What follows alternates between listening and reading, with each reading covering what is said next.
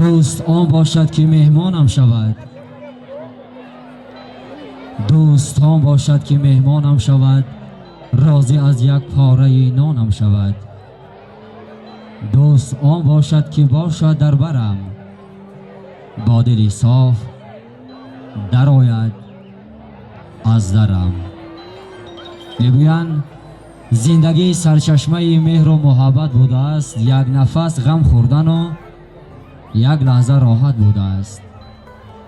در میان دوستان بنشستن و صحبت کنان، خوردن یک برده نان هم غنیمت بوده است. روی دنیا عشق می‌ورزیم و عاشق میشویم، این همه سرچشمه مهر و محبت بوده است.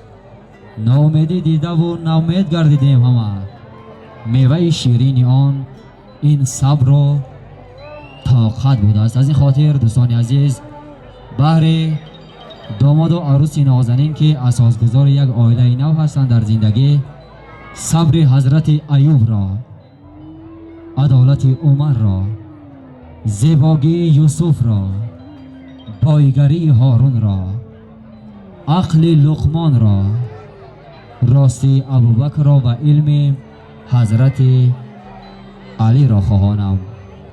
آرزو میکنیم بگذار زورق عشق و محبت شما بشکست به ساحل مراد برسد. جهان یک قطره از دریای عشق است، جهان یک قطره از دریای عشق است، فلک یک سبزه از صحرای عشق است.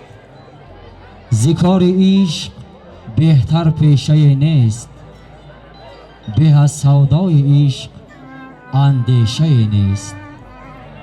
اسیر عشق آزادی نخواهد، گر از غم جان دهد شادی نخواهد. زیان و سود عالم سر به سر هیچ، همین عشق است در عالم دیگر هیچ. گدای عشق و شاه انجمن باش، بیا سلطان وقتی خیشتن باش. داماد عروس نازنین برای شما از درگاه یزدان پاک محبتی از آب صافتر، از کوه بلندتر، از گل نازکتر و از سنگ سختتر را تمنا میکنیم. بگذار در زندگی هیچگاه غم و اندوه به درگاه شما راه نیابد. مولانا بزرگ میگوید که بنمای رخ که باغ و گلستانم آرزوست، بگشای لب که قند فراوانم آرزوست.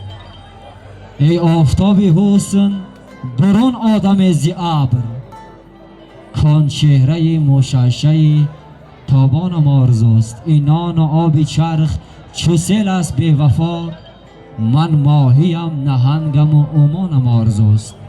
یک خوبوار با از صفاها همه زنم، دیدار خوبی یوسف کنعانم آرزوست.